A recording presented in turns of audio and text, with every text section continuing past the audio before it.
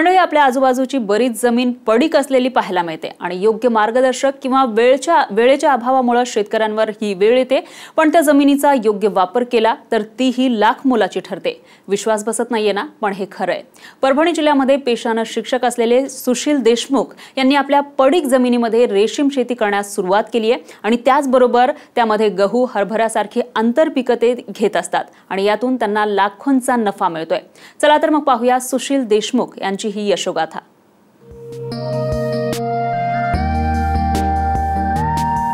शिक्षक बनला यशस्वी शेतकरी, पडीक जमिनीवर केली रेशीम शेती, आंतरपिकातूनही मिळतंय लाखोंचं उत्पन्न। सुशील देशमुख हे परभणीमध्ये एका खाजगी संस्थेत शिक्षक म्हणून काम करतात। त्याचबरोबर त्यांना 25 एकर वडिलोपार्जित जमीन आहे। वडिलांच्या निधनानंतर त्यांची जमीन काही काळ पडीक राहिली।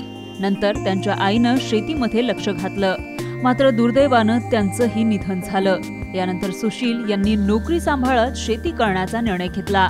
आज ते नैसर्गिक पद्धतीनं शेती करतायत। सुरुवातीला त्यांनी सोयाबीन घेतलं, आता ते रेशीम शेती करतायत।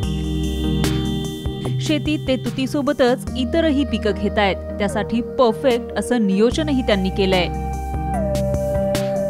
2 एकर जमिनीवर तुती लागवड केली आहे, त्यामध्ये ठिबक केलंय। तुतीमध्ये गहू, हरभऱ्याचं आंतरपीक घेतलंय।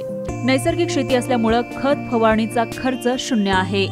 सोयाबीन पासून 50,000चं उत्पन्न त्यांना मिळालंय।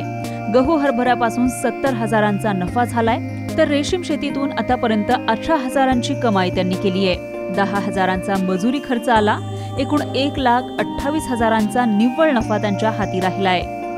मला असं वाटतं की आंतरपीक असल्यामुळे कमीत कमी 5-5 क्विंटल दोन्हीचे व्हावे।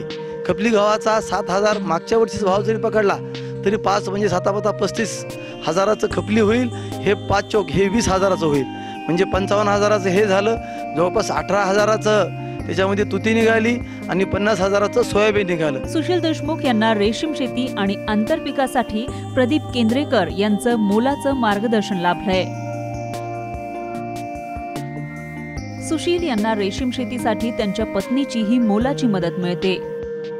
तुतीचं उत्पन्न घेताना आपल्याला रेशीम किड्यांचं संगोपन करत असताना 20 दिवस सतत इथं यावं लागतं आणि ते रोज येऊन मी त्यांना त्यांच्या कार्यात सहकार्य करते।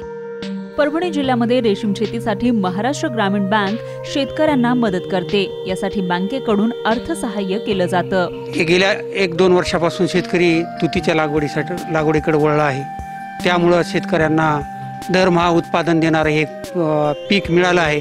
शाश्वत उत्पादन देणारं पीक उगवलं। आमची महाराष्ट्र ग्रामीण बँक त्यांना